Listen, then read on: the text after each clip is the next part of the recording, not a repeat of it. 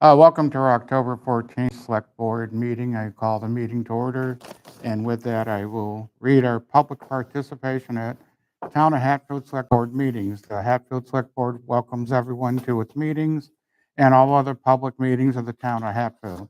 All regular and special meetings of the boards and committees of the Town of Hatfield shall be open to the public and shall conform to the open meeting law.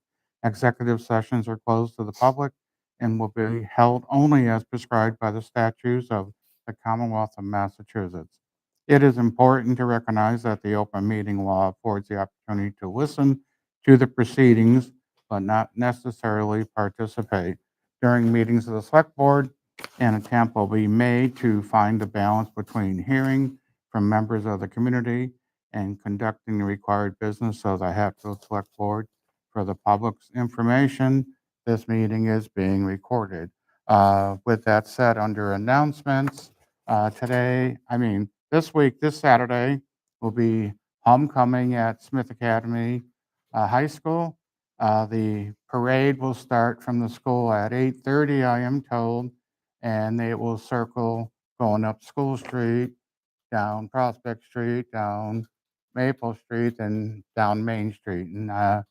And usually the kids, each class is represented usually by a float.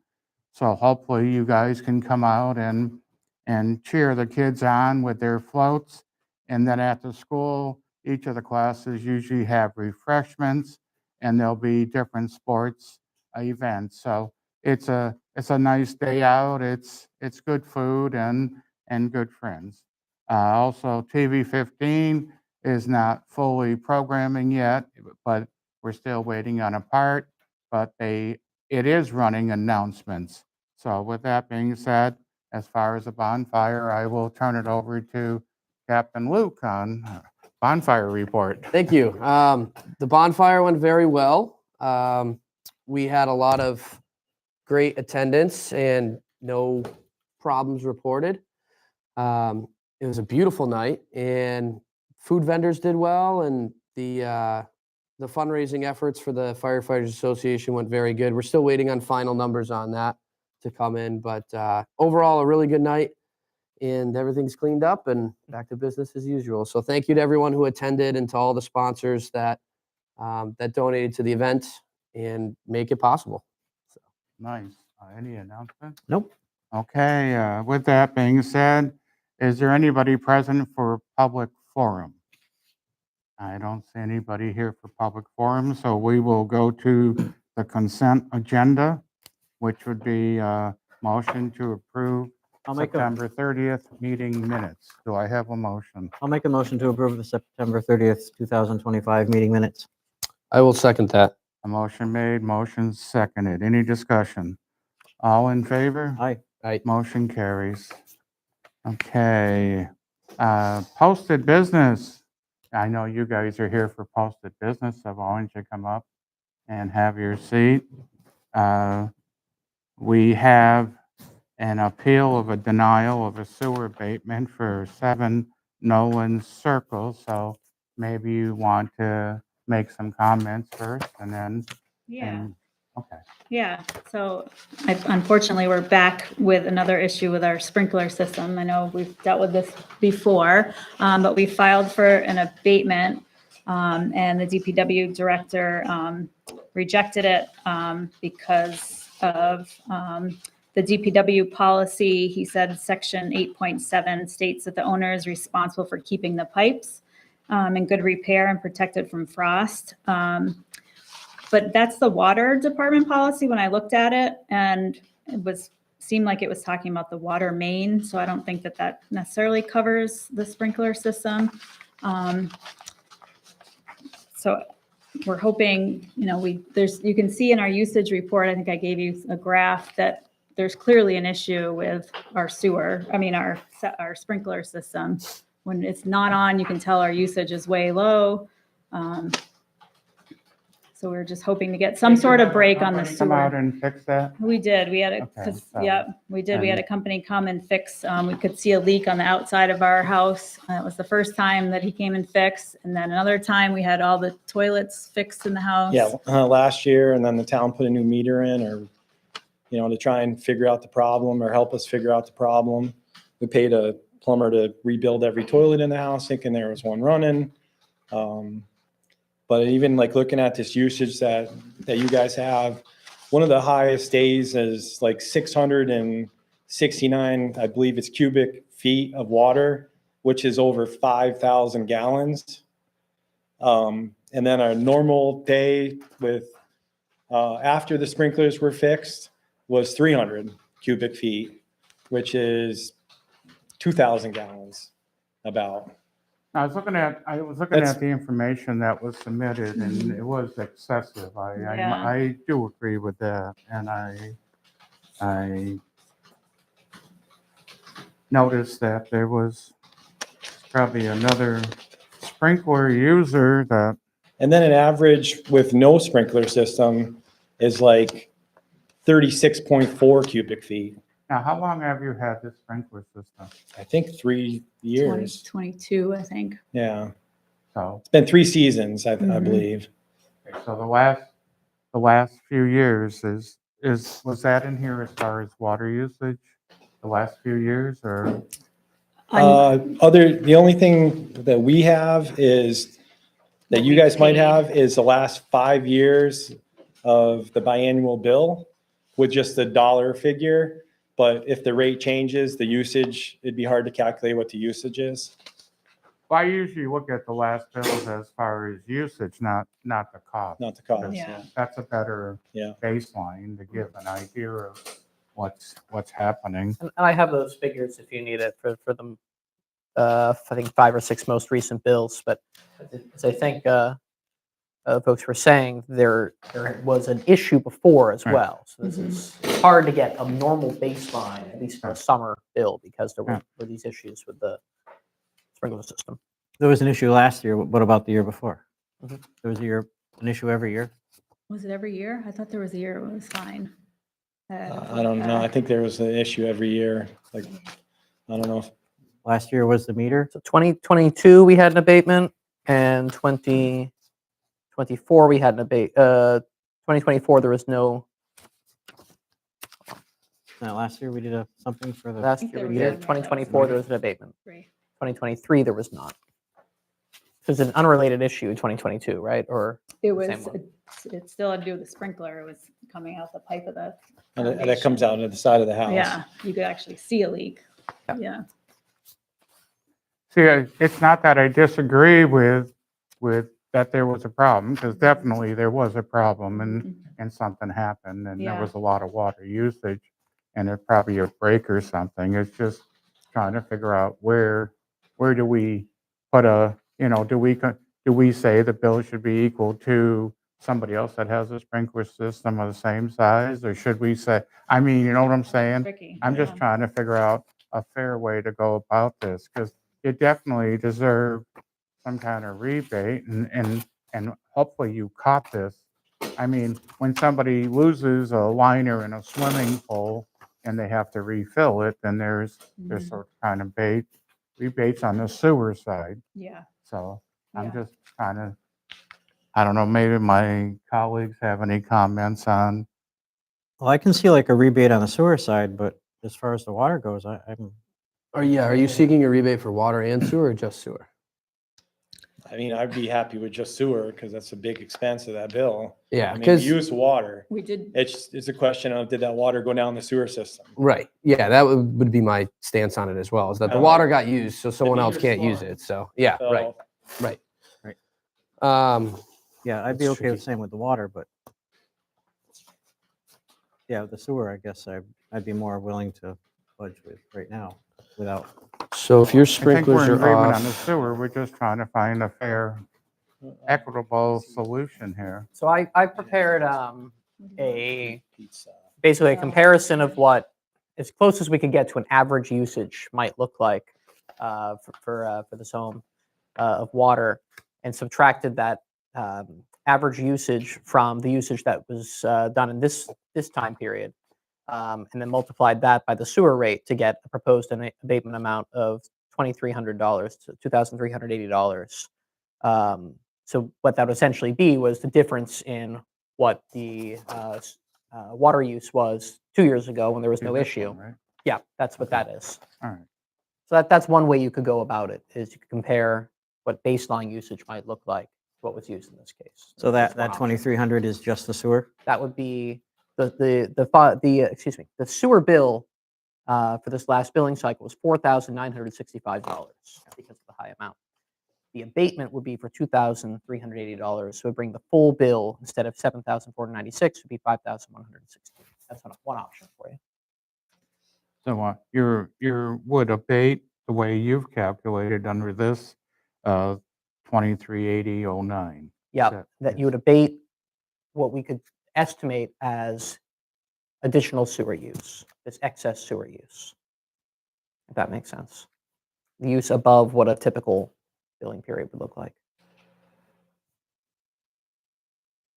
Any For a house comments with on sprinklers?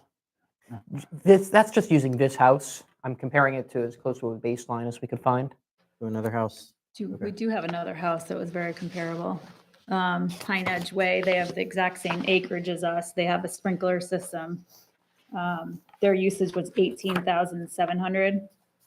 Yeah, I don't know if you want. So that would be pretty close to this. This would say we're abating 17,000, and assuming the usage was 18,640. Mhm. That's pretty close. It's pretty darn close. Actually, that's pretty good. Yeah, Yeah. That's a helpful point.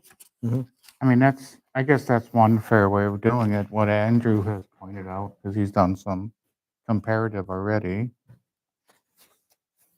I know we should abate something, so maybe this is one solution. we are gonna get a well. I said, I'm not turning that sprinkler system back on next year unless we get a well. Yeah. I was going to suggest that, but Yeah. Purchase the water It is in pretty January. substantial. Yeah, usage. maybe.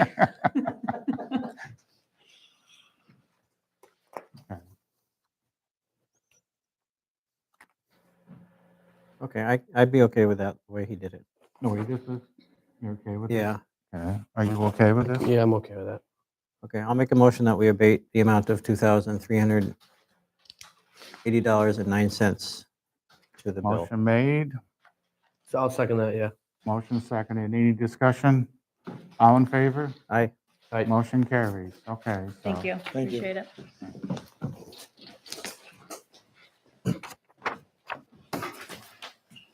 Okay, moving right along. We do have at 7 o'clock Senator Joe Cummersford coming to spend some time with us. So hopefully if we're done early, we will take a break until she's here. If she comes a little bit earlier, maybe if we get through this agenda. So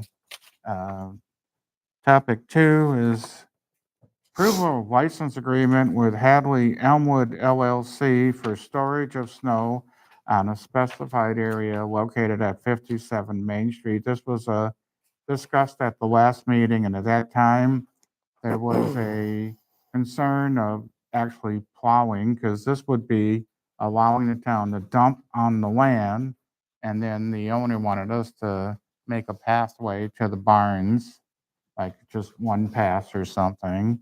And I know my colleagues were hesitant and concerned that that may cause other issues. So what do we have, an update on this, Andrew, or is it the same proposal Yeah, so we as have last three time? things going on, and one is Select Board Member Longstreet will update everyone on his thinking on this, because I know he's been looking at some alternatives for us too. So we'll get to that in a moment. I'll just quickly say what I have here for you tonight. So I have a note from council addressing a question that we had about whether this license would be transferable, whether it would move ahead with anyone should they purchase the land. The attorney says it would not be transferable. The license runs with the owner. Section 10 of the license agreement provides the town does not acquire any estate in the land. If we wanted to instead have some kind of easement, that's something we need to go to town meeting to do, and then you'd want to record it with the land. So that's a much more complicated process, but it's also something we could explore, but that's a different process. But this license agreement, instead, it's terminated, could be terminated within 15 days notice. It's much less strict than say some kind of easement, but it would still give us what we were looking for in this case. So that was one question about the transferability. That would not be the case here. Number two, there was a question about the indemnity, release of indemnity as a part of the consideration. That's on pages 2 and 3 of this agreement. We have included an updated version of the agreement with some extra language from the attorney that would be a little more strong about any of that release from harm should there be any damage caused to the driveway if we wanted to do that plowing to the barns. So the language is a little stronger here if we wanted to move in that path. So as far as legal goes, we're in a pretty comfortable place if we wanted to proceed with something like this. But I think there's some valid policy questions for this board about if we want to set a precedent like that about plowing on private property and other questions around that. So I'll leave that to Select Board Member Longstreet. Yeah, I mean, the language looks a lot better in this than Good. previous. I'm still not in favor of plowing on private property. I think it sets a bad precedent for moving forward. There's been other towns who have gotten in trouble in the areas for things of that nature. So it would be my opinion to not do that. We're already towards the upper end of the budget that we discussed, and it seems like there wasn't a whole lot of negotiation involved, or at least willingness to move. And so to me, we're kind of at the break point, $4,750. I think that we could very feasibly haul snow probably 2 to 3 times throughout the season for that number. And with the the snowstorms that we are currently experiencing, I don't know if that would even be necessary. I've driven through town, or I've driven through the parking lot a couple different times throughout town lately, just to try to get a feel of daytime, evening, overnight parking situations, as well as both weekdays and weekends. And when you first pull in the lot from the Chestnut Street side or School Street side, the first 6 spots towards the basketball hoop are almost never used. There might be one car there occasionally, but it's a pretty substantial area, as well as if you include some of the lawn space that goes up to the fence. So it's definitely an opportunity for us to be able to store our snow on site. We also would have the opportunity, we could potentially take the split rail fence down for the wintertime and just install sleeves, like pipe sleeves into the ground.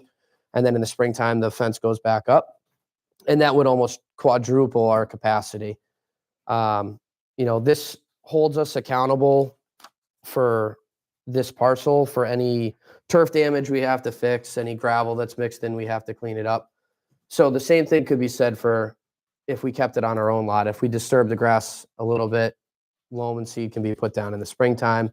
It will allow us to keep all of our snow on site and not necessarily have to enter an agreement that, in my opinion, puts us in kind of a weird spot with plowing private property. So, I would expect in any negotiation, if we take plowing the private road off the table, there's probably going to be a rebuttal, and that number is going to go back up even higher. I think that if we're go any higher than where we are, my own personal feeling is that it makes it not worth it for us. So by the tennis court, we could actually dump it there, right? Yeah, I think it would just involve, you'd end up plowing the lot backwards than typically you would be used to, than the way it's typically plowed. Usually the guys come in from School Street, push down straight towards this parcel, towards this area, Okay. and then come in and then wad it that way. You would essentially plow it in reverse, and you'd have I did some comps on some lots that we do for my business in the private sector, and based off of lot footage, square footage, and usage, I think the snow could very easily fit over there, especially if we took the fence down so it wasn't damaged. Okay, so that sound, I'm glad you appreciate all the time and effort you put into this, researching this, and also I know Marlo probably was helping along too, so. There might be a couple things like I said, if we want to sleeve where the posts are, so that way it's easier installation in the spring, would be something that might be beneficial. And then also we might just want to have a line painting company come out and paint the lines of where the snow is going to be in like a light blue. And that way we can identify to residents like during snow events. I mean, the whole lot you're not supposed to park in 7 a.m. to 7 p.m. But during the daytime hours as well, you could say there's no parking in the light blue spots, what have you. So we'd post some kind of a sign Just a saying yeah, during a simple winter sign and a season little bit of or- line painting is going to be far, far cheaper than where we're at with this agreement. So Yeah, I'm totally against us plowing private land. And, even if it costs overtime for these guys to haul it, I'd rather give it to our employees than to somebody else. yeah, I did a rough rough breakdown too of on overtime, what the valuation of, an operator with our loader and the dump truck Mhm. and a plow truck there, and then a second application of salt in. And realistically, to haul the pile of snow for the course of 5 hours is only going to be about $2,100. So at 5,000, for round numbers, at $5,000, you could haul the snow 2.5 times over the course of a season just to break even on this agreement. But if you dump it by the basketball court, then You that might not sort have of- to haul it at all. Yeah, that Right. resolves it. So, or if we run out of storage there, you might only have to haul it once. And so we're going to be in far better shape financially than Yeah, and it might not have to be done on overtime even. correct. Correct. I mean, if there's enough room and we're willing to sacrifice, 5 or 6 parking spots and let the snow encroach into those parking spots a little bit that are largely unused anyway, it could be done days, even the following week after.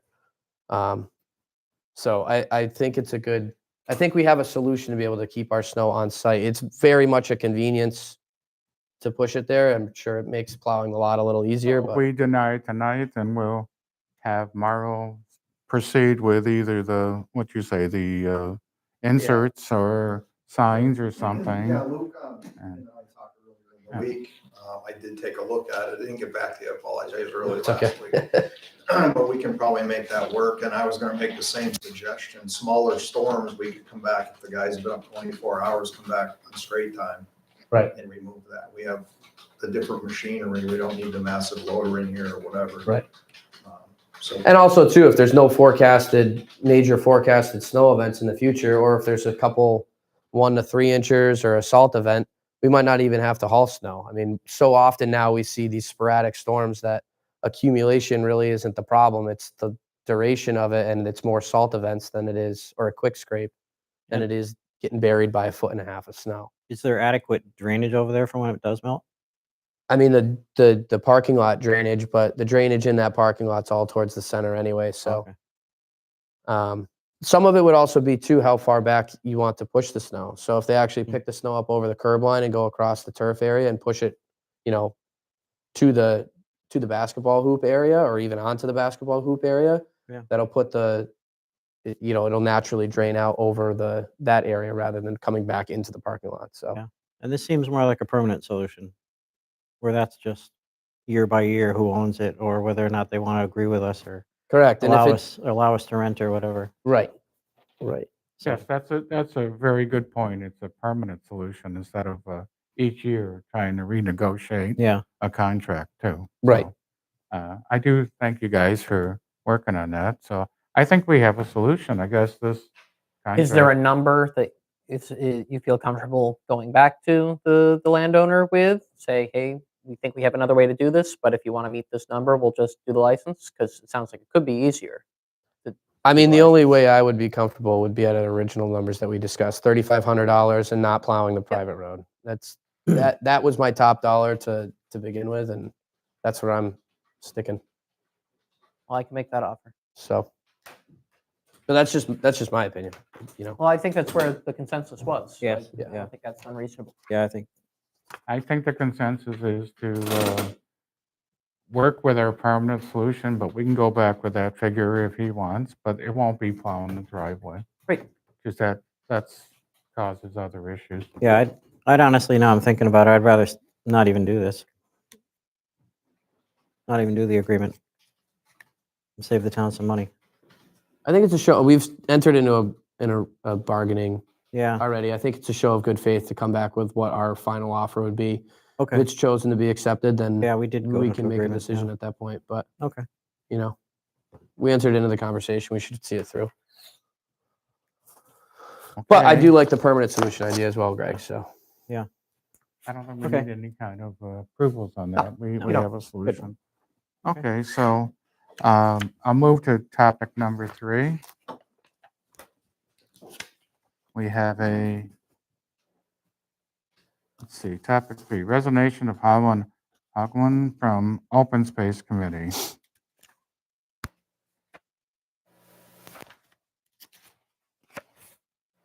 And I'll entertain a motion on that. All right, I'll make a motion to accept the resignation of Holland Hoagland from the Open Space Committee. Motion made, second. motion seconded. Any discussion? Yes, I just will send her a letter of thank you for her time I on. think we just appointed them. So I'm not even sure they ever would have went to a meeting. Oh, So okay, I so. think, but I'm not sure. Wasn't that a recent appointment? On Hoagland? That's fine. All right, well, anyways, Yeah, Oh. it's still nice to thank for volunteering. So no. All in that. favor? Aye. Right. Aye, motion carries. All right. Topic 4 is for Rally House Center license under Mass General C 138, Section 21C for an event on November 2nd, 2025. and I will For those just that make a are note. not aware, the Rally House is the new pickleball facility over there on 5 and 10. It's a large facility, and I believe they're hoping to open November 1st. And since they have an event and they want to sell alcohol under the Mass General laws, they have to get okay through our board in order to sell alcohol. Now, the event has been moved. The date is expected to be December 14th, not November 2nd. They had some conflicts. So it's been changed. The date will be December 14th instead. Yep. September And they'll do, it's 14th. a 21C, so they'll do it through the rally house, through a caterer's license. December 14th. December 14th. 12/1. So there'll be an updated with a date change on it, right? I think, do we need a date change, Karen? I don't think we do. Because with the caterer's license, that's how they use the shuffleboard. Yeah, so this expires on December 31st. So their caterer's license, they just get broad approval. This has been, yeah, they're approved. As long as locally we approve it. If they have the caterer's license, the So this will 12C. be a one-day license, correct? So it's not a one day. It's done through the use of the caterer that they're using has an alcohol license. So if they use the caterer's license, they can have the event locally. They just need to have it approved by us, and they also have to have the local police come and be aware. Right? There's a provision of that. Yeah. Good. Okay. So it's the 12C path rather than a one-day license. Any comments from my colleagues on this? No. Oh, I wish them luck.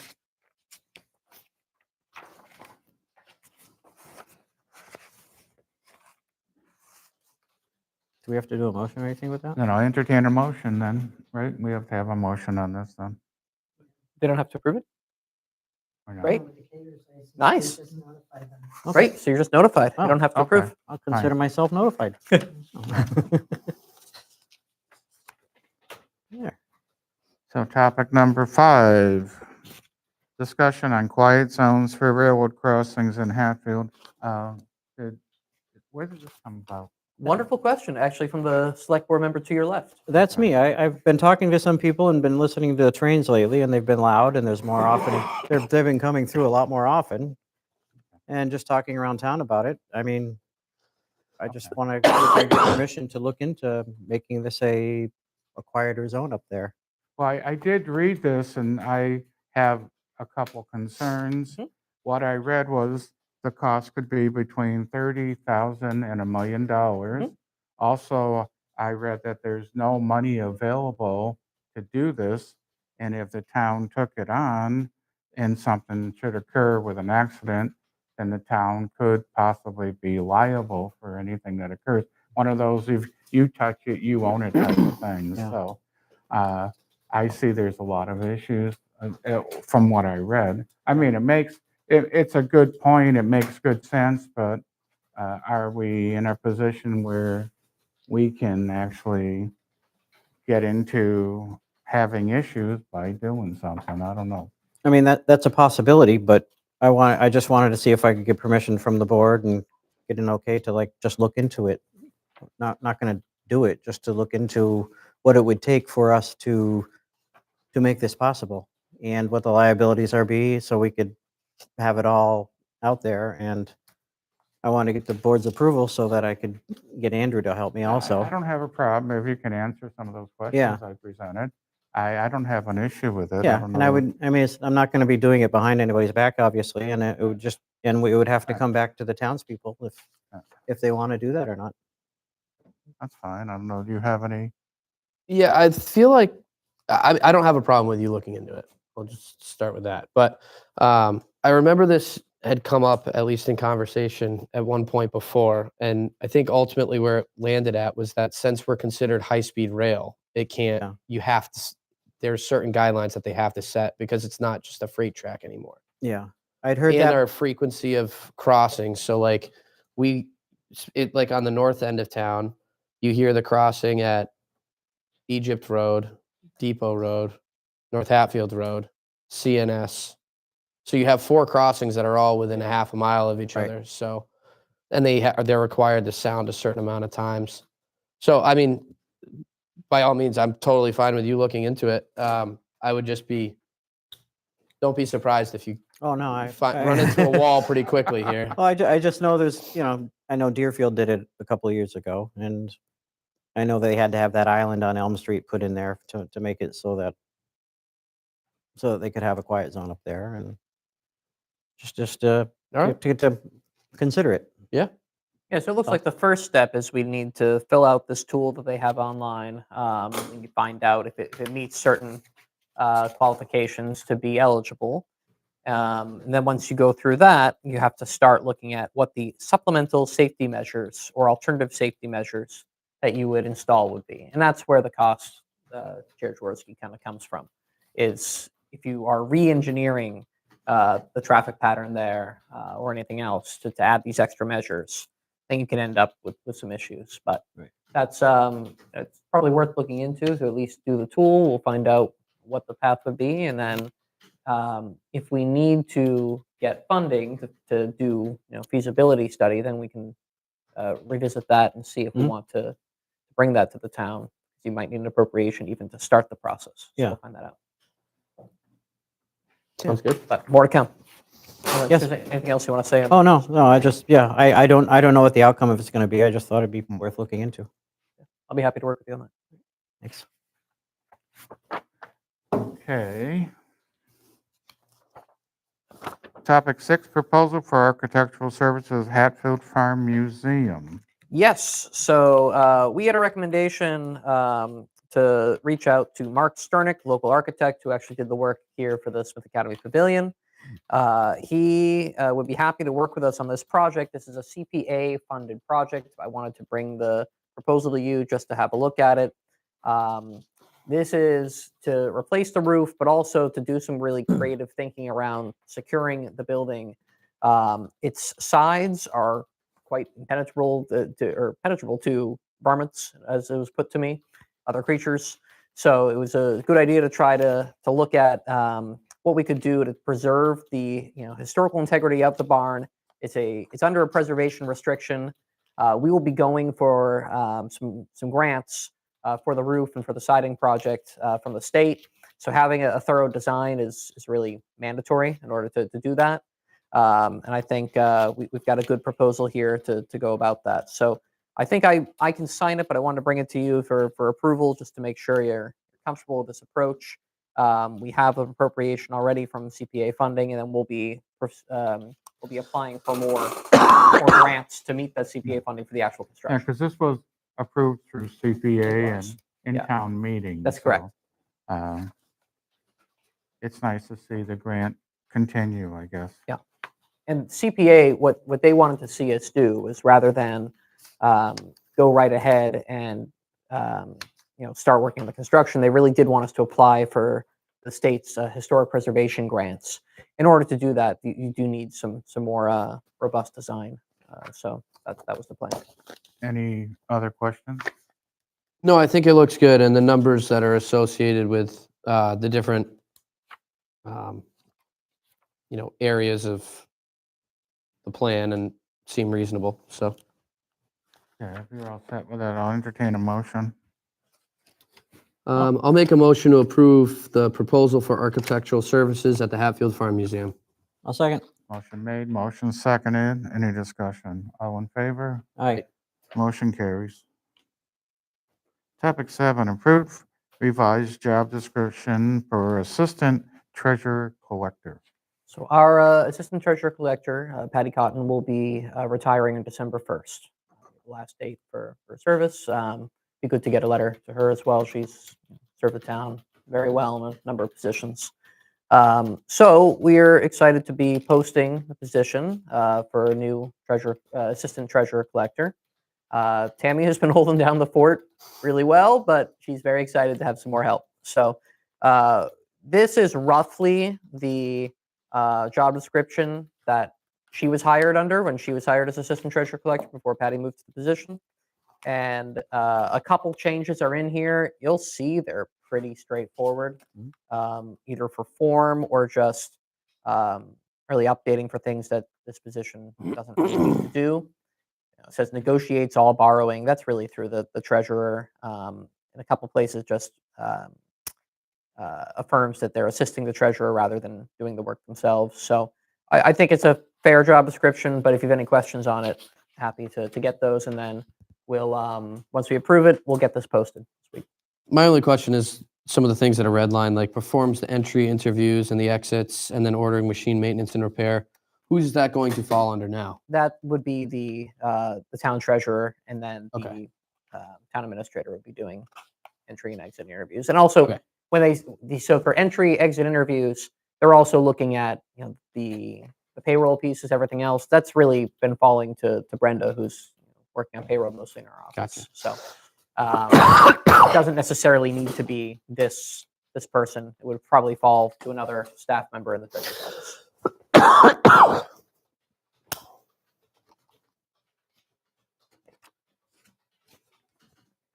Any other concerns on this? No, yeah, as long as it's all okay with you and Tammy. It's cool with me. If there's no more concerns, I'll take a motion. I'll make a motion to approve revised job description for the assistant treasurer collector. Second. Motion made, motion seconded. Any discussion? All in favor? Aye. Motion carries. Okay, topic 8, discussion on joining states group insurance commission for employee health insurance. I know Andrew's been involved with Tammy on this. So. Yes. I would like to put out there, would you like to hold on this for now, maybe get to the items that pertain to Marlo? So you can go through his DPW updates. And then we can come back to that. Just so he doesn't necessarily have to stay through the whole meeting. Unless you're interested in Sounds more good. of it. We'll move to topic 9, Great. DPW updates with Marlo. Thank you. So I don't have a complete update for you this evening, but I wanted to, as promised last meeting, I wanted to get the driveway curb cut policy together along with the permit. So I've given you a draft. I did reach out to the building commissioner and Bella in planning. I brought in a revised draft this evening to you that I just finished up before I came over. Comments from Bella in the red.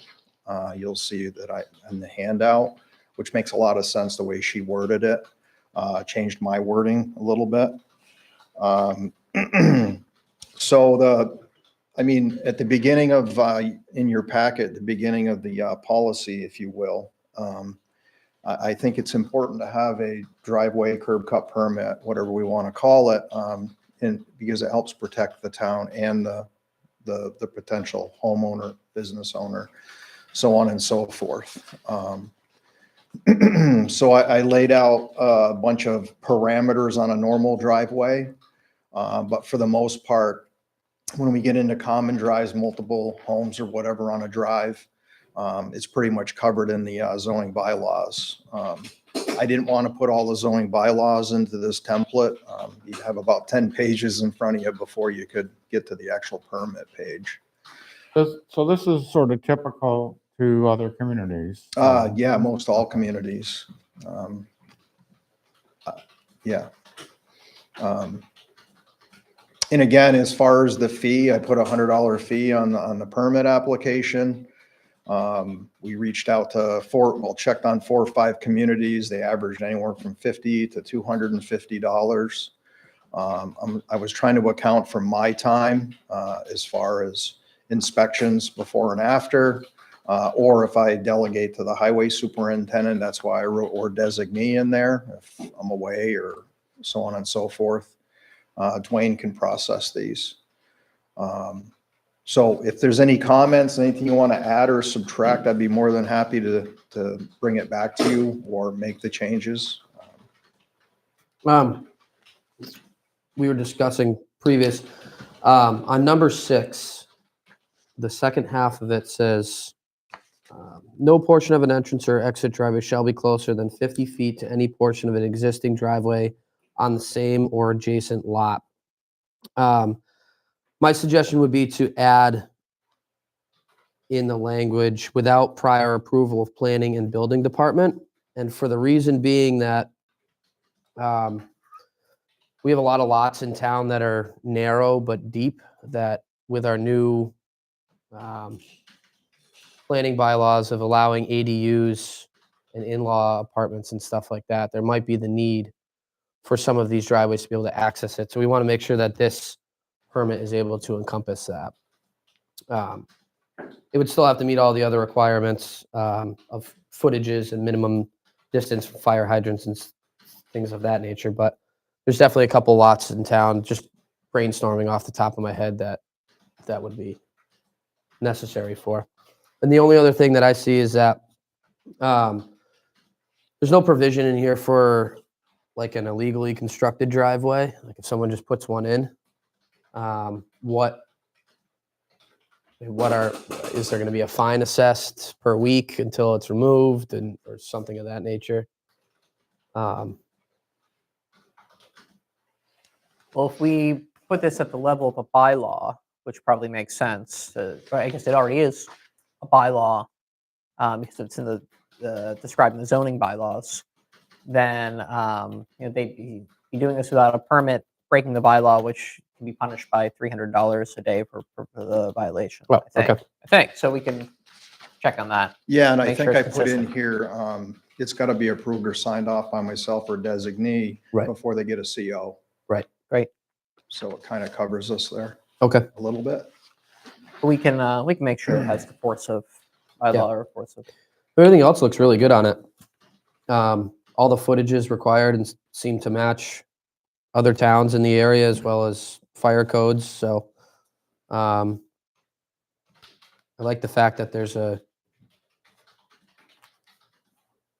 provision for sight lines and stuff of obstructions. That's nice to see in there. So it's good on my end with just that little change on line 6. Was that with prior approval of building commissioner and planning board or planning department? I guess I didn't realize there was a difference between the board and the planning department. Yeah, I mean, we kind of, Town planner? you could say planning board or designee, since the center essentially Yeah, I think reports that to would be the- fair. Yeah, because then Bella could approve if Yeah, necessary. if the planning board wants. But I think it should go through both planning and building because it gives you a set of checks and balances. Perfect. And my only concern, it was just where the $100 is going. Do we have to specify that somehow? Retire to the general fund, wouldn't it? It would just go to the general fund. Yes. It would, but I just, Would you want to specify that? well, helping out with the bylaws being written down, there's some things in there that are empty. It doesn't say where things are going. I mean, it's assumed and the things are going to the right place, but assumed isn't good. I think So- I think that can be clarified.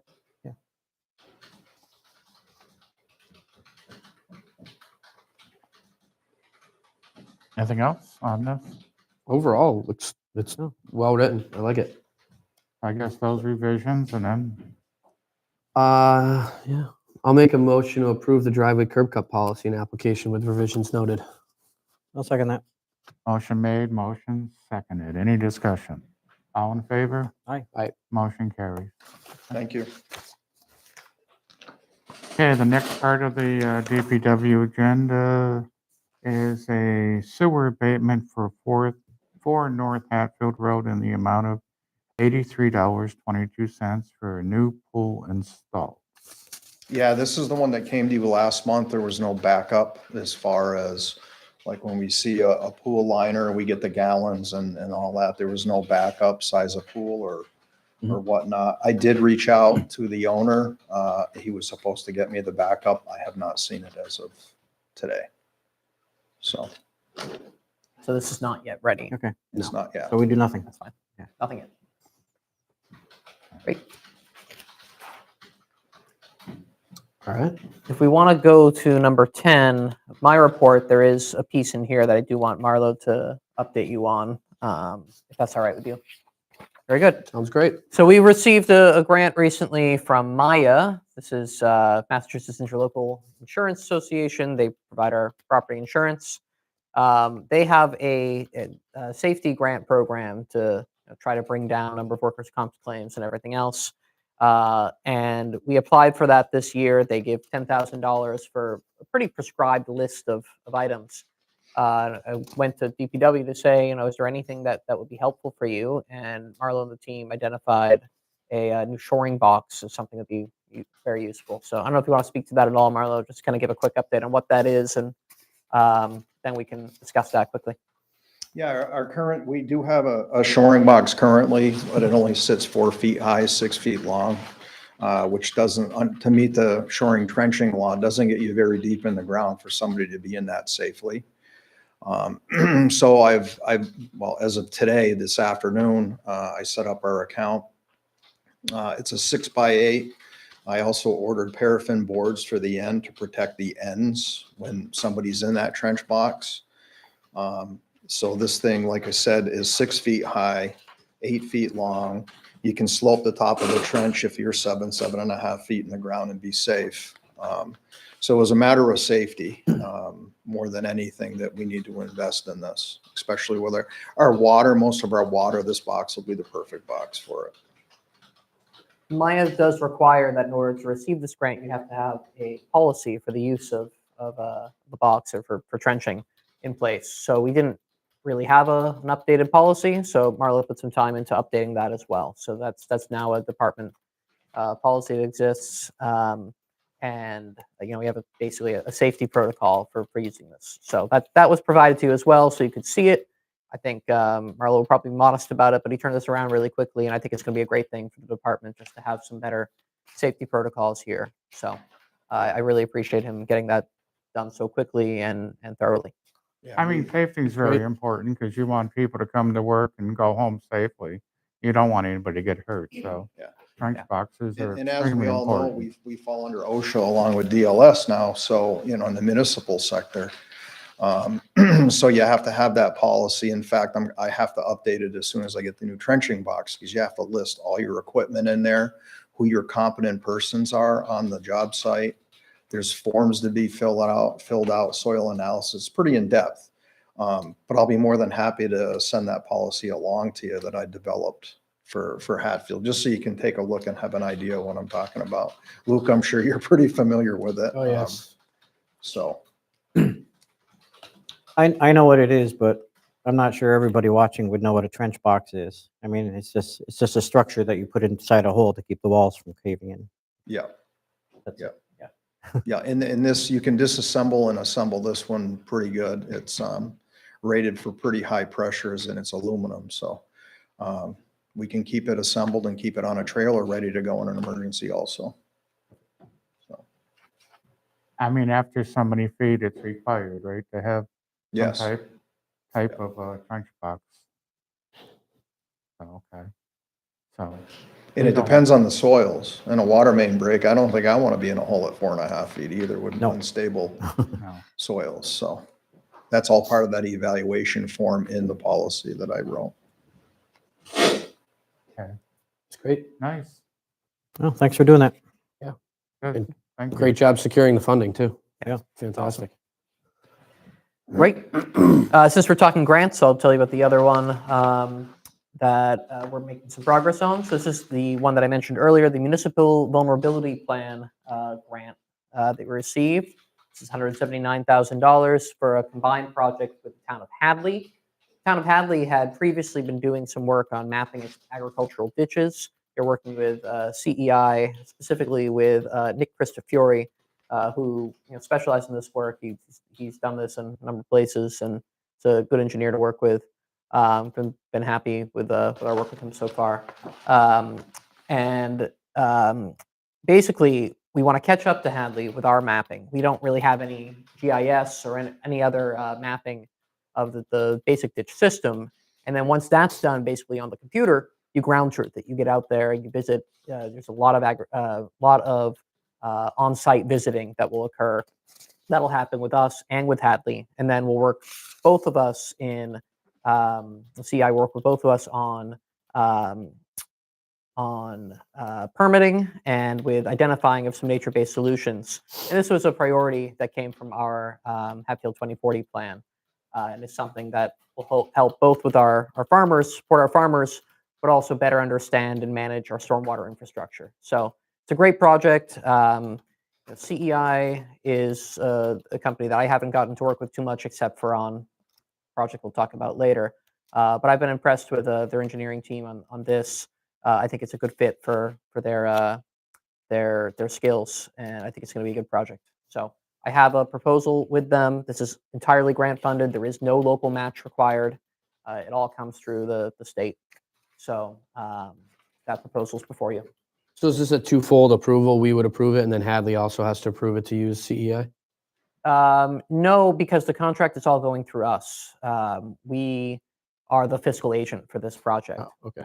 So yeah, we will approve of the contract, and we approve of receiving the grant funding too. And since, do we have to receive 3 different bids for this, or is are we, if we're comfortable with this? This is engineering work, which would be exempt from Okay. 40 or 30B. That's good.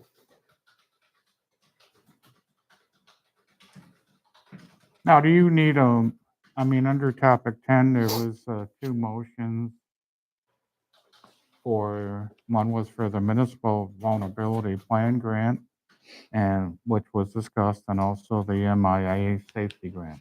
So Yeah, we'll just have to go I through would it. like a motion to accept the Maya grant, just because I don't think we've done that yet. I think we did accept the municipal vulnerability plan grant, but if we haven't, we should make sure we do that. And then I'm just looking for approval to sign this contract as well. Right. CEI. We have made the motion and approved the MVP grant, accepting it. Perfect. Good. Thank you. As far as I can. So then it would recall. just be for the contract. It would just be the 'Cause contract. I think we talked about that grant separately.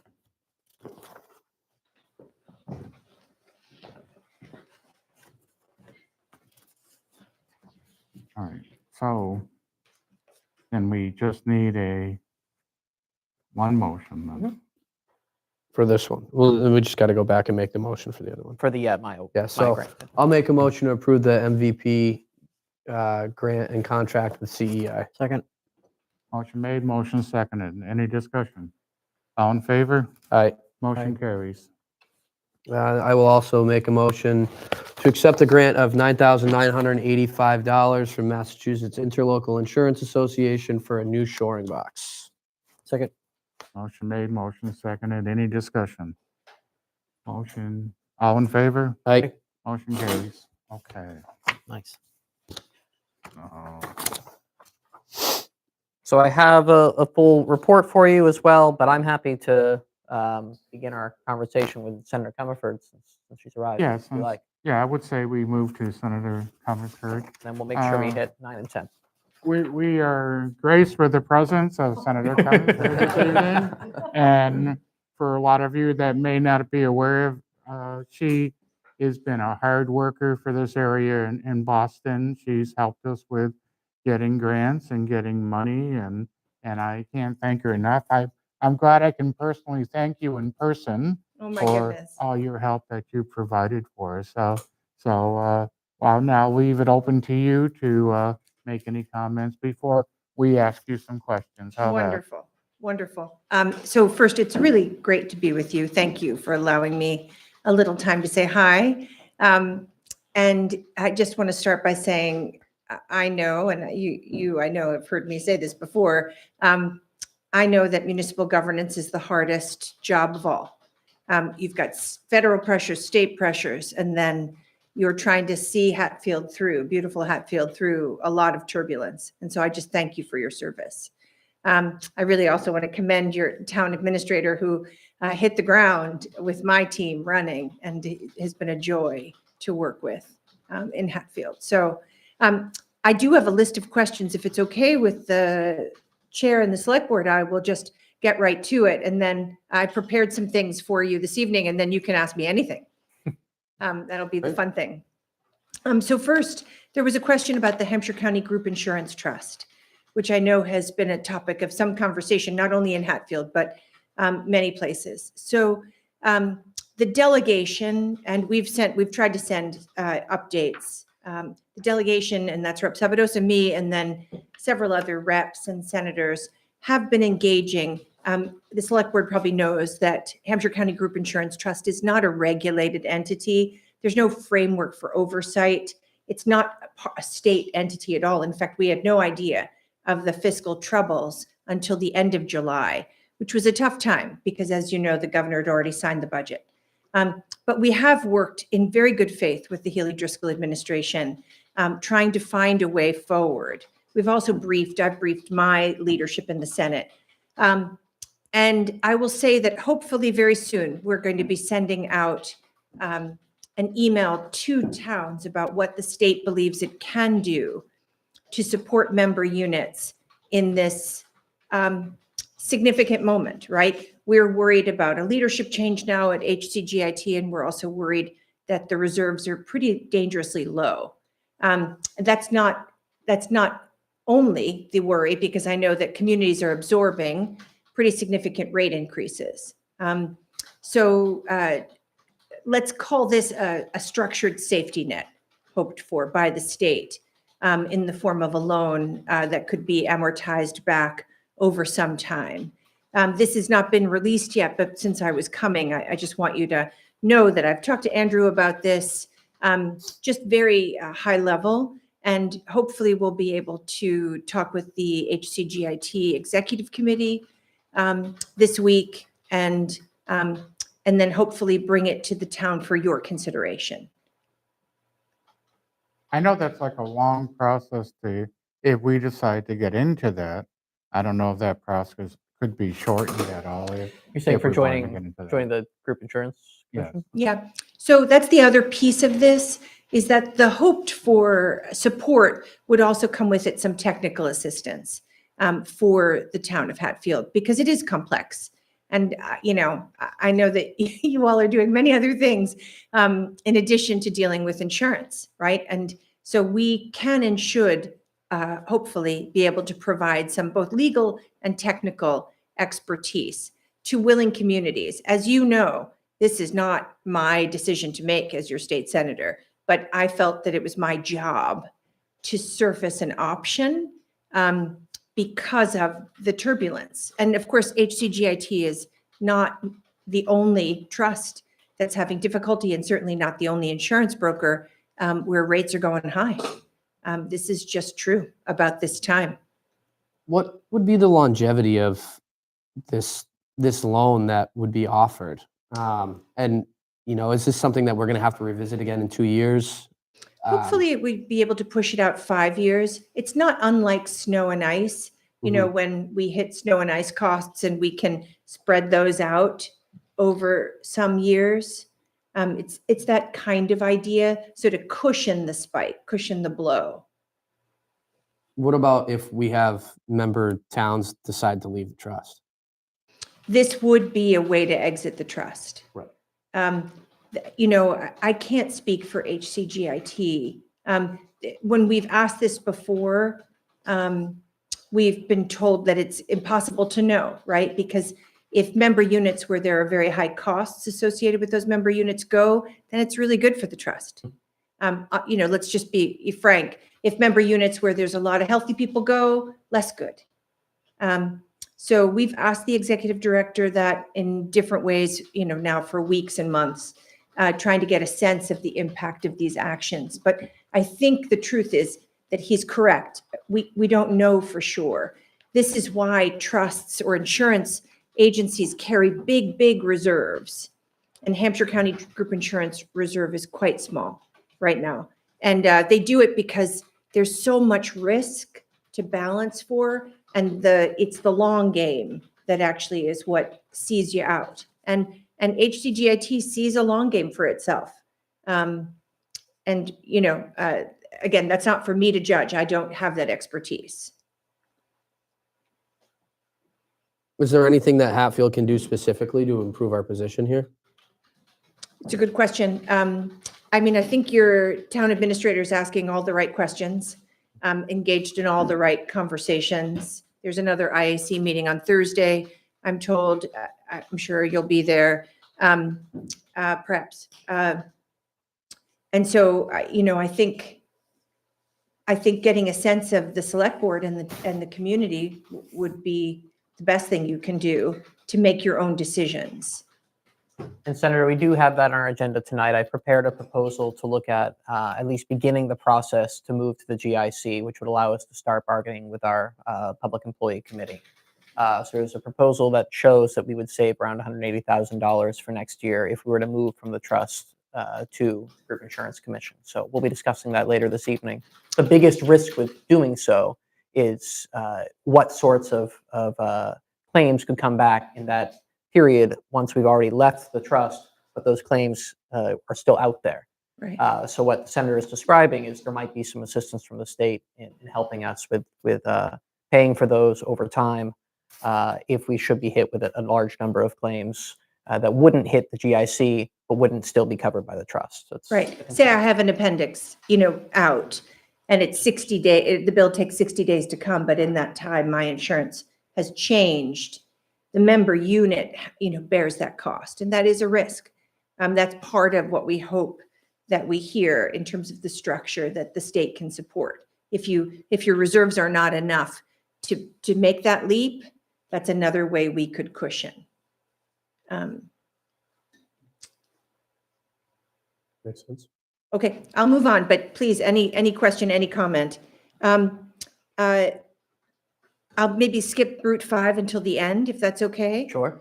So the state's fiscal outlook, and I appreciate this question. So in the fiscal year 26 budget, where we are right now, from the time the governor filed the budget until it was sent to her for her signature, it was reduced by the legislature by $1 billion.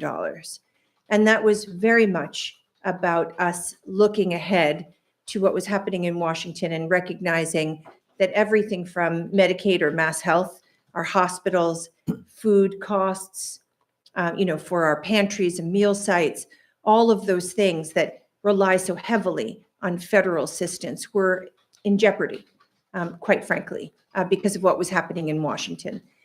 There was nothing happy about that decision. I just want you to know. At the same time, we did that. You probably are aware that, the governor has frozen all earmarks. They're still frozen. So not only did we cut $1 billion, but all the earmark spending and some of the grant line items have been frozen as we await the revenue indications. Because of what happened in Washington, we've learned recently that about $650 million is at risk if we don't decouple from the federal government in this tax provision.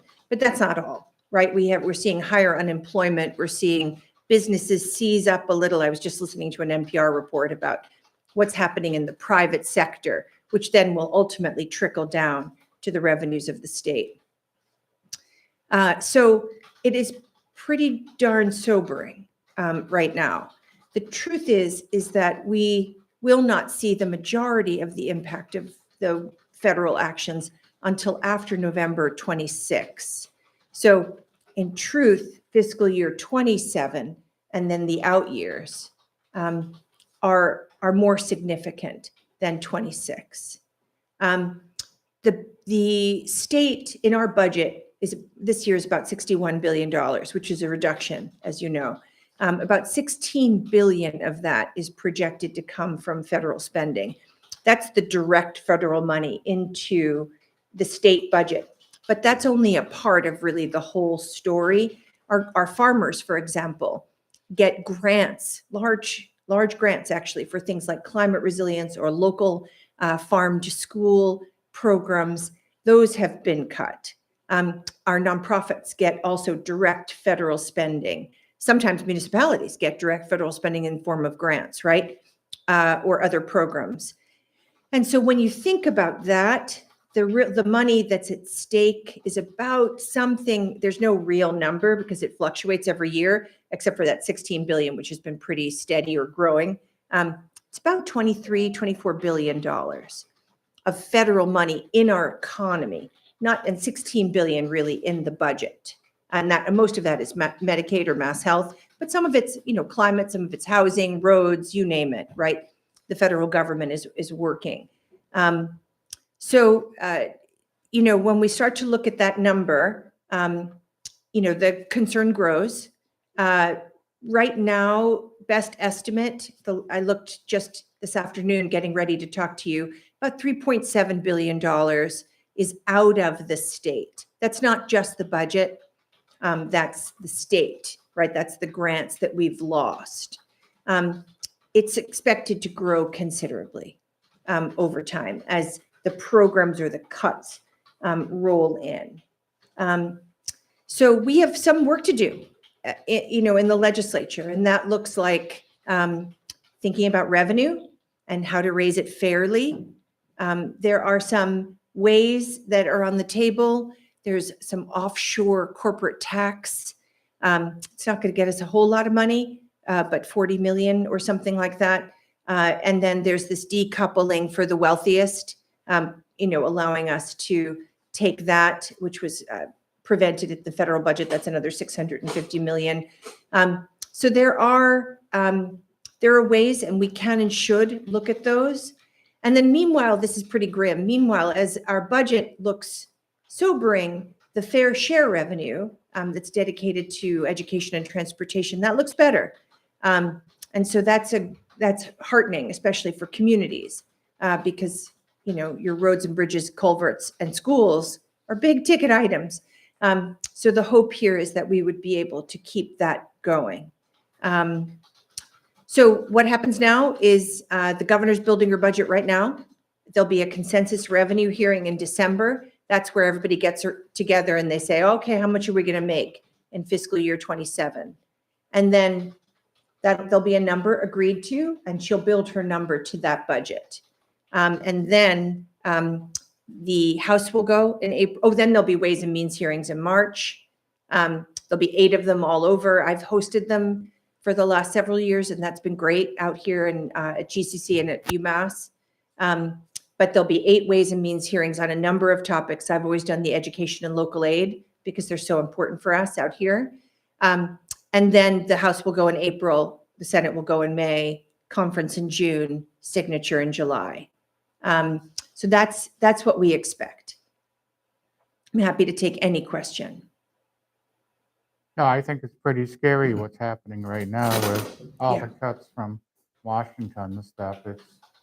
It's just going to be a triple effect, trickle down, and it's going to hurt everybody. Right, it's both the direct cuts and then it's the seizing of the economy. Right. So it's the revenue. So it's both sides of the whole. And when I meant it when I said, right, cities and towns are on the receiving end of everything. And that makes your job 3 times as hard, actually. Yeah, because small towns, if we lose federal funding, it hurts. Right. So whatever federal funding we get is always very helpful to operating our schools and getting other projects going, but. Yeah. And that's not all going to go away, right? We're not projecting that everything's going away by any extent. The biggest hits will come in at least right now. That's what the shutdown's around, right? Around health, right? Restricting access to Mass Health, restricting access to the Supplemental Nutrition Assistance Program. They will affect all kinds of things, from healthcare, which will then affect our hospitals, to the federal money in schools for food. And so it's those are the ones that are right now most being talked about.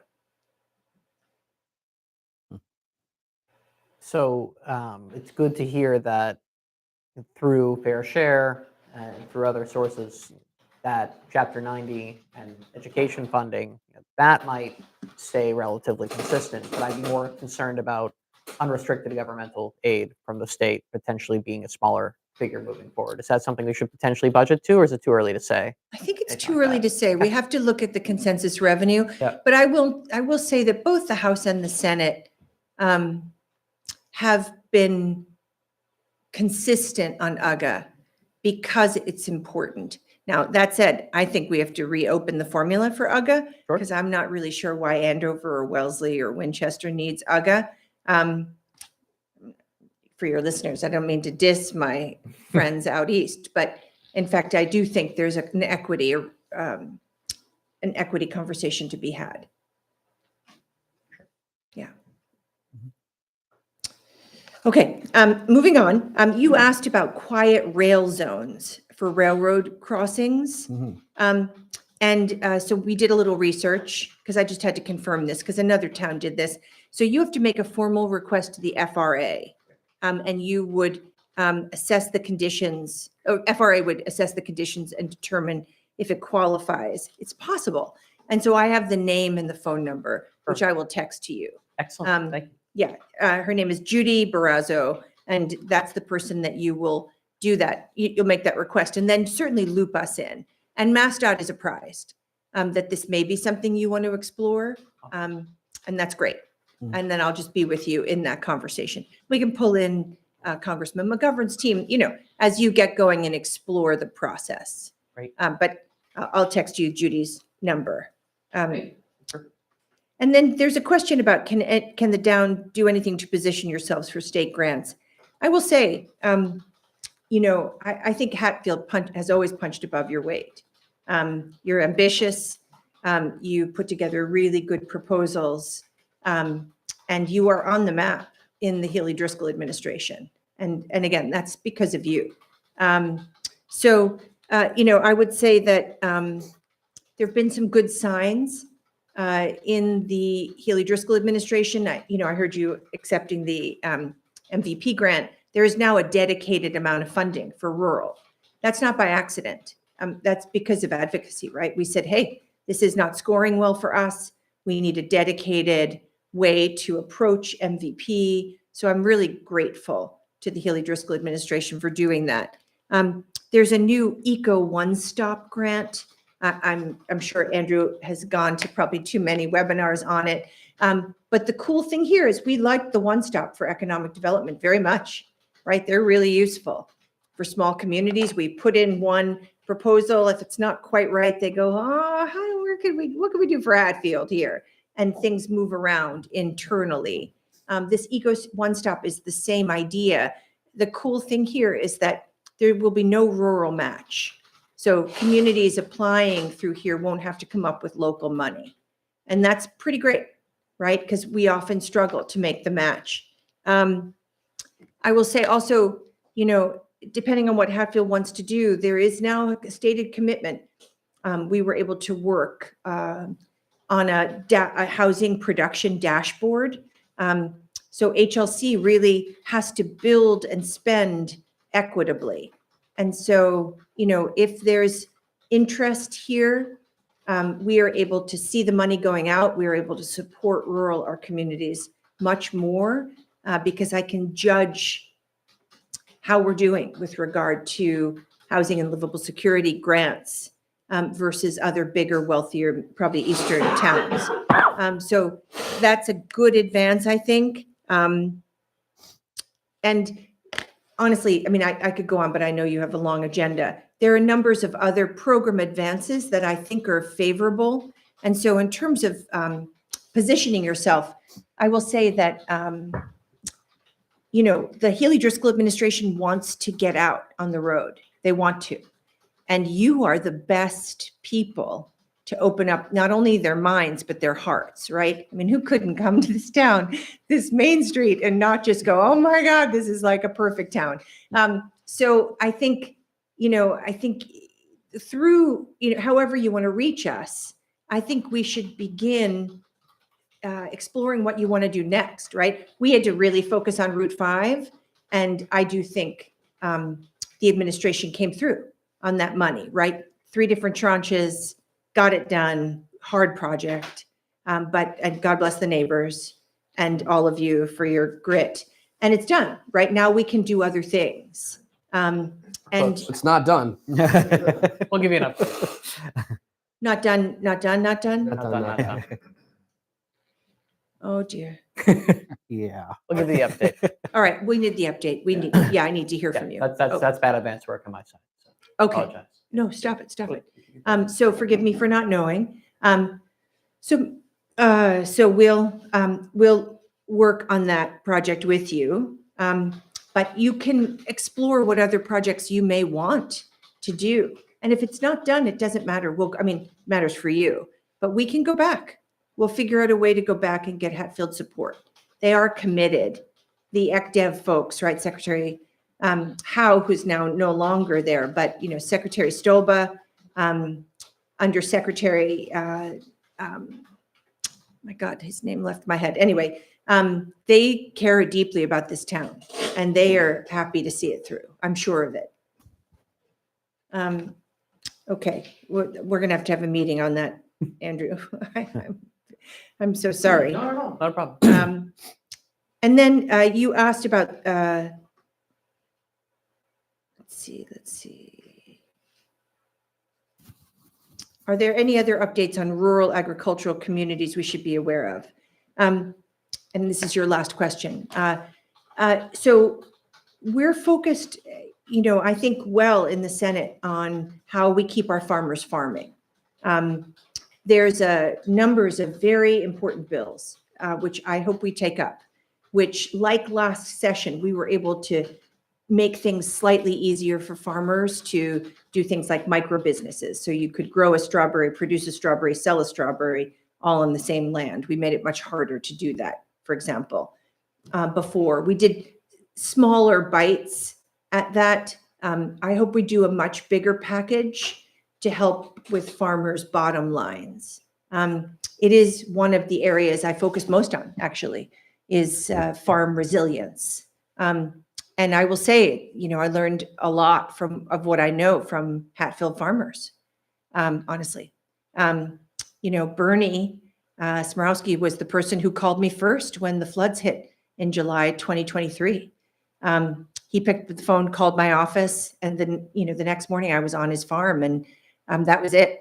And I've learned from him and a lot of his colleagues since then. So we have numbers of farm bills. We have a disaster relief program now.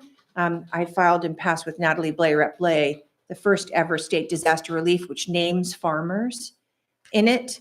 And we're fighting for some money to be able to give out if should events transpire that need that, because the 20 million that we were able to get for farmers back in 23, you know, should not be determined by whether or not the House and the Senate are in session or whether there's some extra money. We should have a program and a protocol and an analysis of how this money goes out.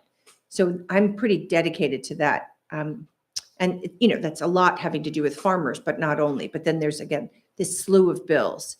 And I will say just last, you know, I'm chairing this thing called 21st Century Agriculture. It's a commission that's looking at the future of farms in the 21st century, everything from, you know, climate resilience to green energy, frankly, and how we make it work on farms, how farmers make money as a result of it. And is there a way that the two can come together? So we've been doing a lot of learning, again, led by farmers in Western Mass. saying, hey, look, this is how I have some micro businesses lined up. This is how I figure out how I can, generate the power for my farm and my neighbors, whatever it is. So I'm hopeful that that report's coming out pretty soon and will be a roadmap for better improvements. In terms of rural, we have now the first ever director of rural affairs. That's wonderful. Could we do more? You betcha. We need a whole rural recovery plan in Massachusetts, right? We have 181 cities and towns that are rural. And we keep going grant by grant by grant. Like we went to MVP, and then we, advocated for the Eco One Stop, and we're ticking down some things. But we did Chapter 90 by road miles, not by people and road miles. We're going to keep pushing on all of these things. But we need a big frame conversation, which is part of what the delegation's working on. What else? I don't have any more questions. and I I've know- talked you into oblivion. I mean, I do appreciate you being here because not only for information for us, but now the townspeople also get more information and find out what's going on. And that's the best way to reach everybody is through our TV. So it's nice to have you come and I'll come anytime you ask. it's great. So I do appreciate it. I don't know if my colleagues have any other. I questions? appreciate you helping out our town a lot. I really do. Oh. And the farmers especially. They are some of my favorite people. I think you guys have a tougher time now with what you're facing, more so than in the last few years. But I know it'll all work out eventually. It always does somehow. It's going to be tough. I'm not gonna. I can't come. I've worked for Hatfield for 7 years. So I can't come to this beautiful select board and tell you anything different than it's going to be tough. Things were already not enough money for you. So my job is to take what money we have and structure it in ways that are fairer, right? Thinking about things like Chapter 90. How does it go out? Can it go out in ways that benefit Hatfield? Chapter 70, I want to reopen that formula so that we can look at more equitable funding for rural and low and declining enrollment schools. So, that's my job, is to get in there, roll up my sleeves, and try to make the formulas and the processes work better for Western Mass. And I will say the Healy Driscoll administration is a great partner. They really are.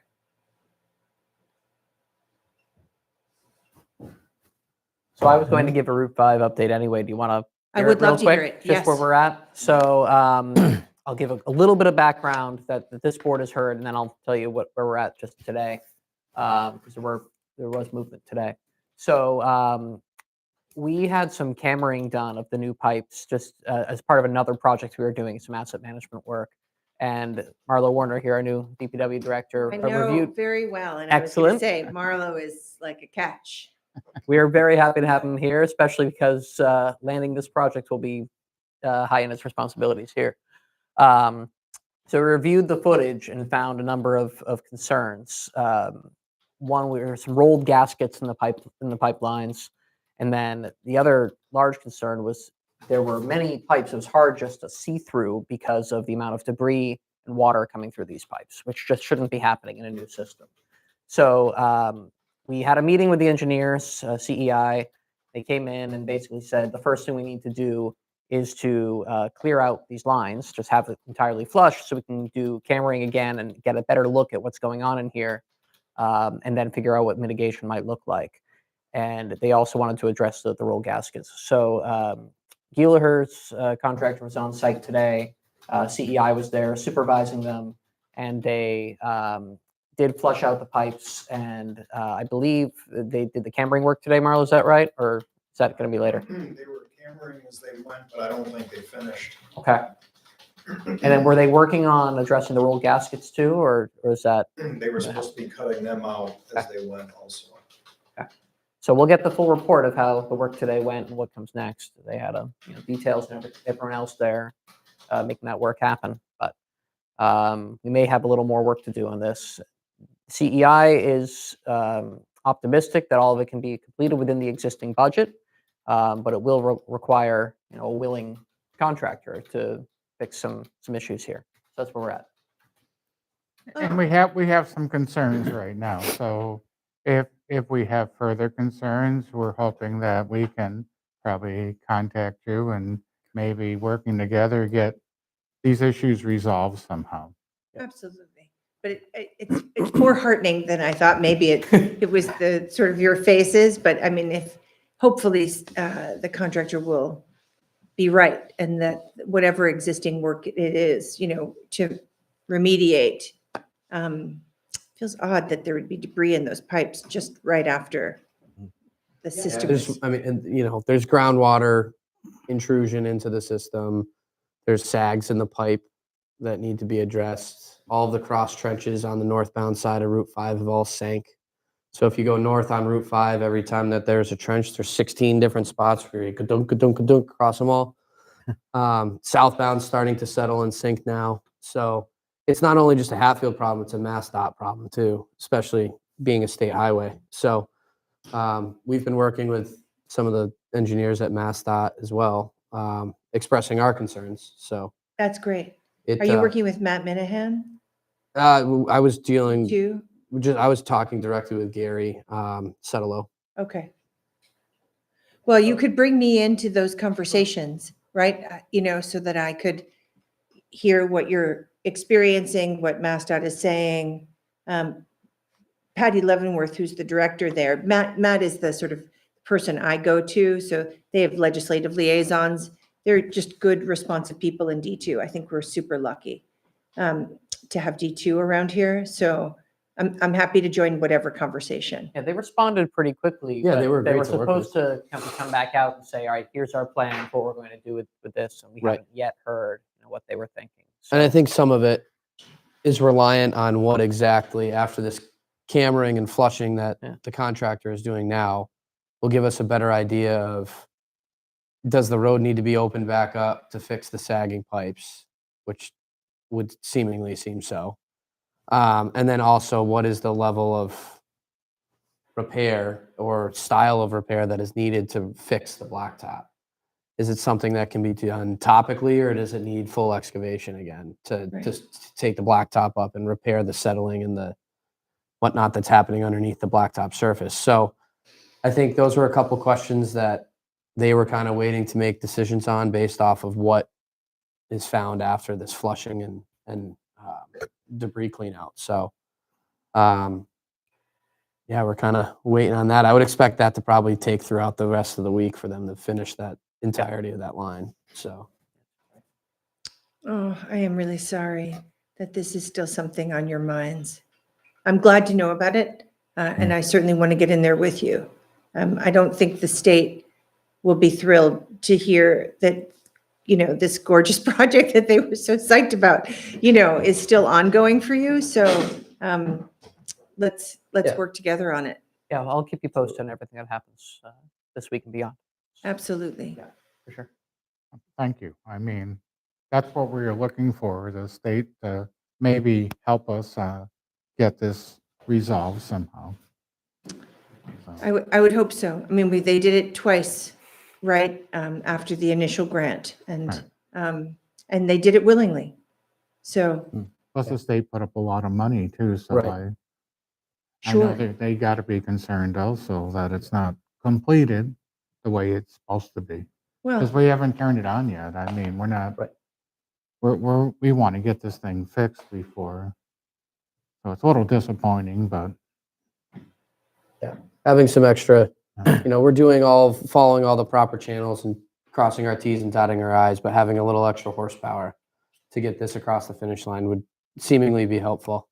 A lot of residents have had to make repairs to their failing systems and have to have their pumps or their tanks pumped a couple times now since we're so far past the original deadline.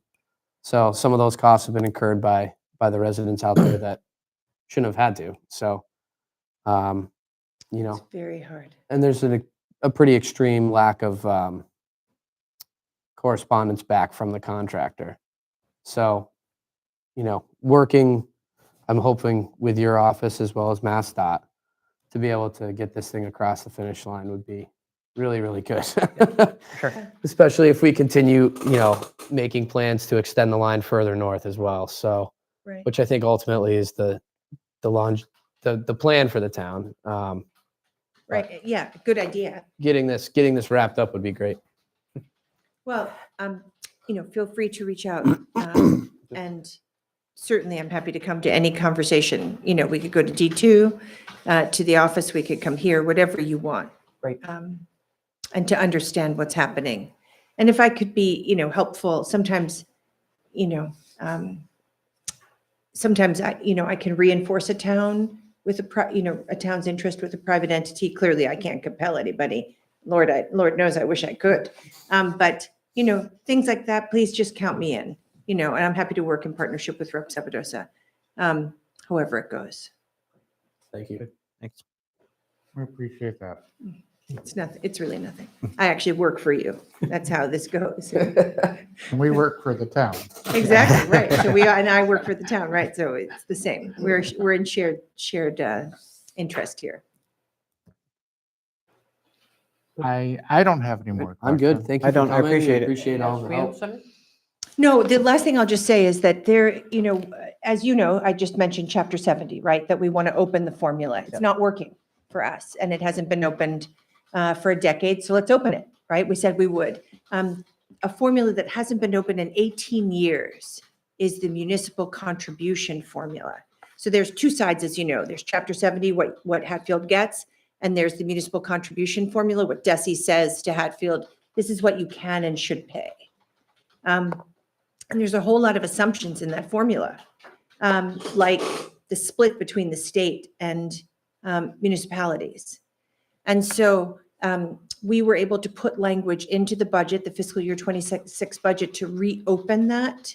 And there will be a hearing in Greenfield in November. I've sent some emails about it. We're going to have a little teach-in so that we can all understand the amazing benefits potential in opening up the municipal contribution formula. It's like 50% of the problem.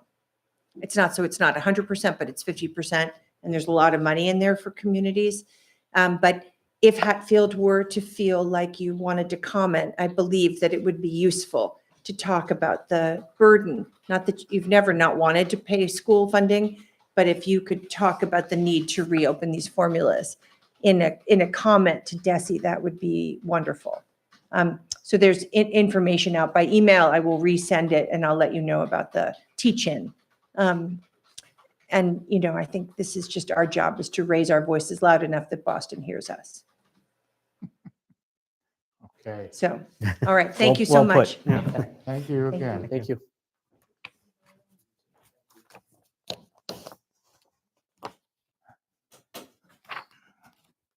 Okay, we're back. We can go back to, Back to Andrew, right? I'll finish the yeah, you report can- real quick, and then Perfect. we'll get right back into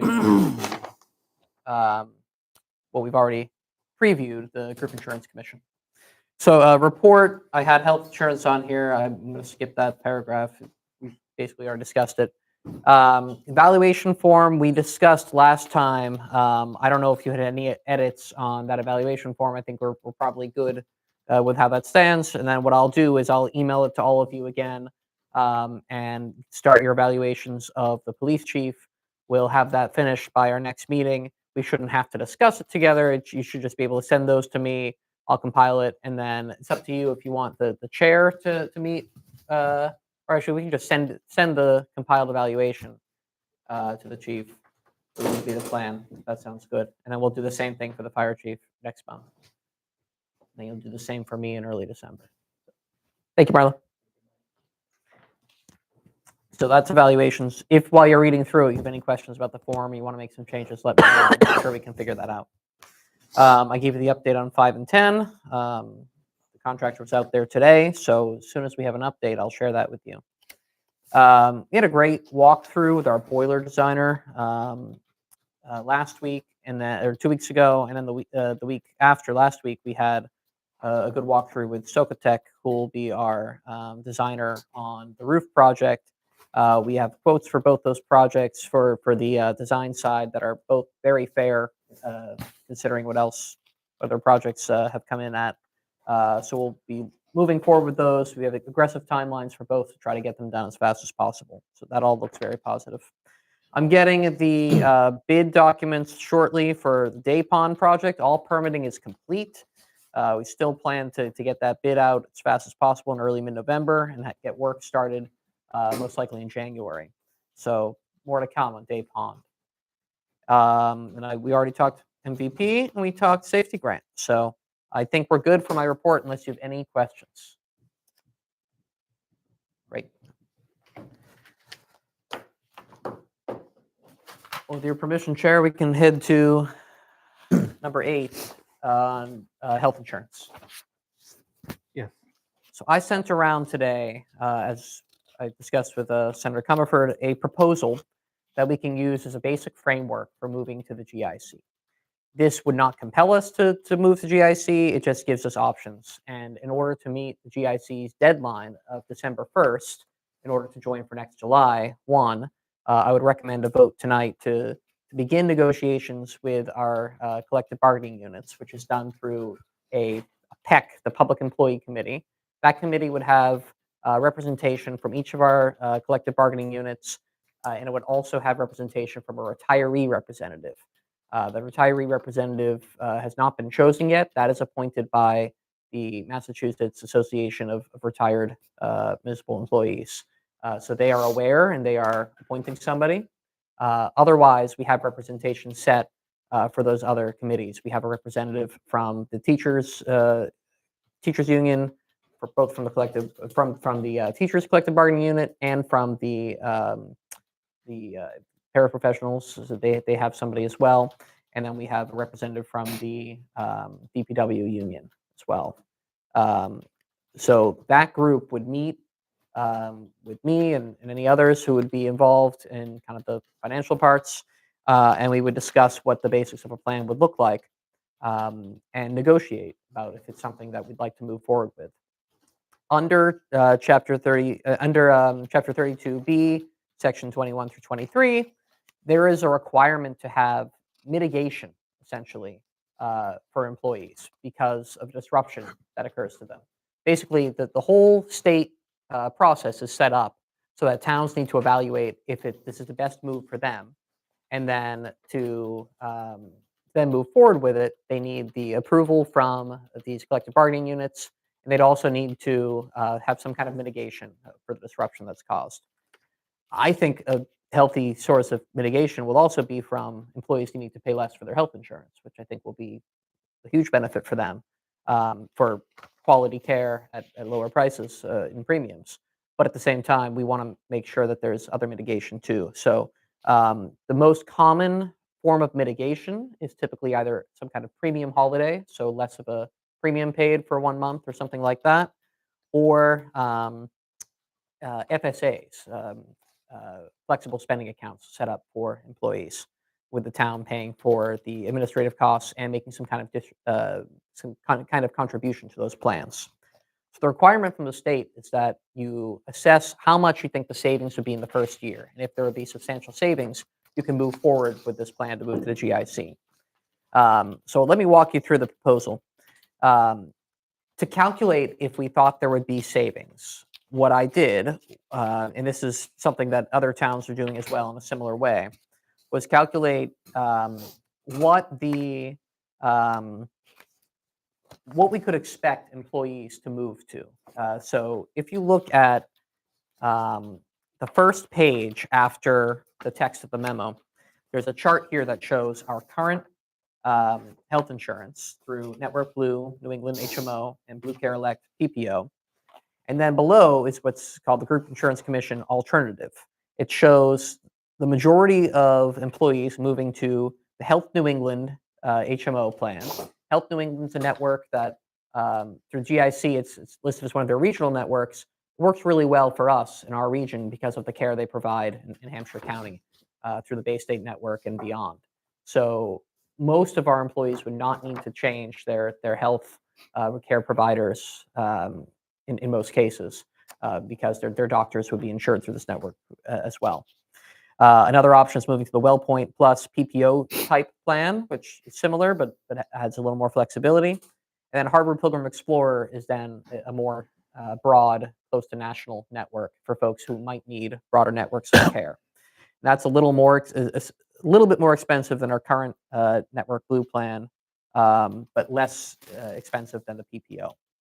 So what I did was calculate, just as an assumption, who might move to which plans and how much that would cost us. And that was based on numbers that we have from Northampton, Springfield, and Munson. There are 3 communities that have moved from their own plans to the GIC. And in most of those, 85% plus of their employees are covered by Health New England. Northampton is 87.47%, Munson is 85%. So Health New England looks like it would be a good option for most of our employees. And then Harvard Pilgrim, WellPoint, Mass General Brigham, those are a mix of other plans that folks could use as well.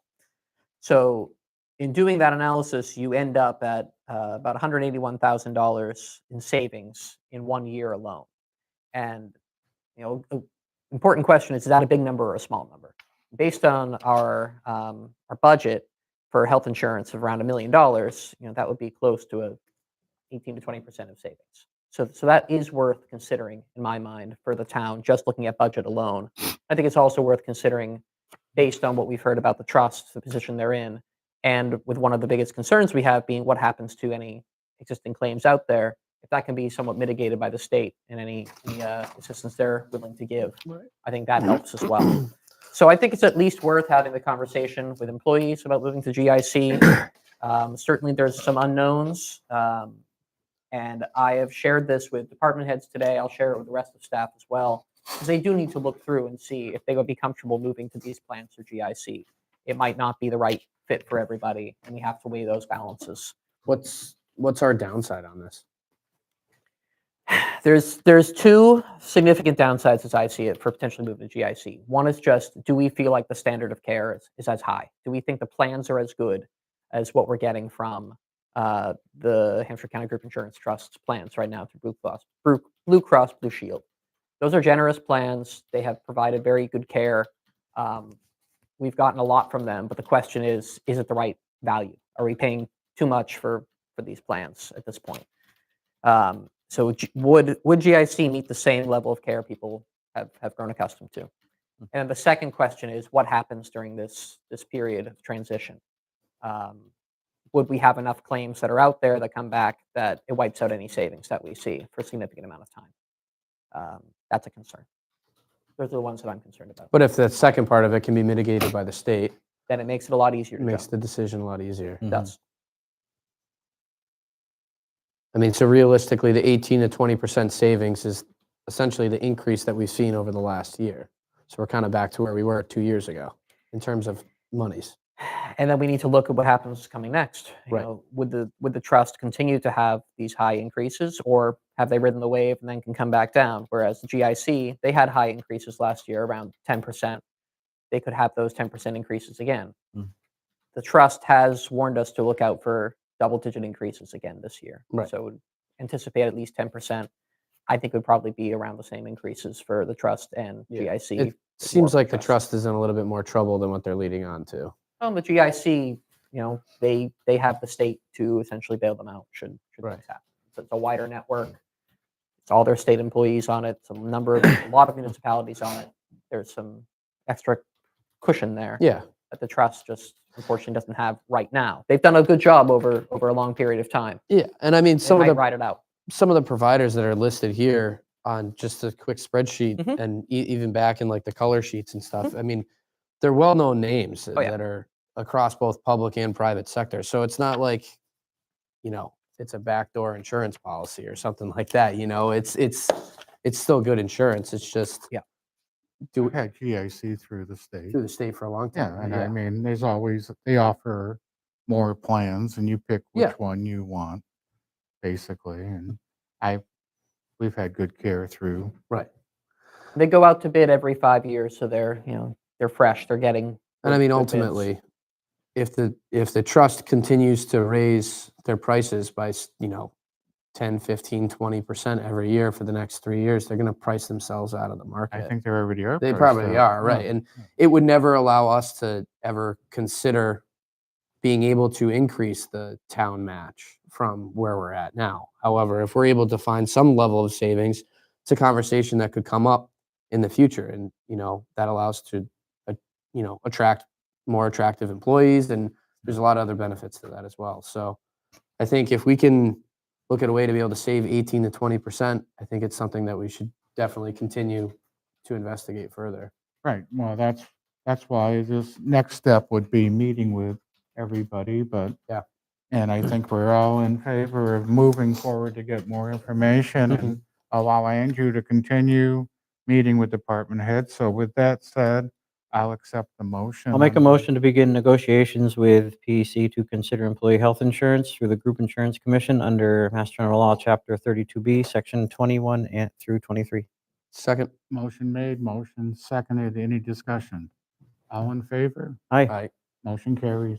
Is there a select board member that would like to be a part of this process as well, or would you like me to just continue to inform you the way I'm doing it now? Any of you guys care to be part of that? I'm all set. No, I think the employees are Yeah. Yep, I'll keep you the updated. best advocates. Good. Thank you for your consideration of this. We'll keep the process moving. Thank you for the work that you're putting Yeah, in on it. it's I think Yeah, it's very important. So Yes, thank you for Getting a lot of staying on help. top of this. That's important. It's important to employees and also we can get a big savings for them and get the same kind of care. That's big. The other downside is that a plan design question. The GIC includes deductibles, so our current plan does not have deductibles in it. So that's going to be a tough change for folks. But Yeah. that's why the mitigation through FSAs and maybe help from the state could potentially limit that as well. You still come out ahead because of the premium decrease. right, even if the their premium's deductibles. decreasing by $800 and you're paying $120 in deductible fees, then Yeah. it outweighs itself pretty It quickly. can. Yeah, yeah. it can. It can. So that's where. Okay, Thank you. next meeting is the 28th, is that correct? So we have a special meeting on the 21st at That's right, noon, for the a week from bond. today. Yeah, Right now, the plan 21st. is just to sign off on, that's at noon on the 21st. Right now, the plan is to sign off on some band documents that we'll be receiving. I also had a request to consider a couple change orders for the wastewater treatment plant project. I think they're pretty straightforward, but as long as I can get those, tomorrow and have them to you to review, hopefully we can sign off on those on the 21st as well. That sounds good. Our next regular meeting. is gonna 28th. be 28th, right? Yes. Yeah, okay. Correct. Any other old business? No. I will entertain a motion I'll to make- adjourn. I'd make a motion to adjourn. Second. Motion made, motion seconded. All in favor? Aye. Aye. Motion carries. We are adjourned. Thank you, John, and have a good night.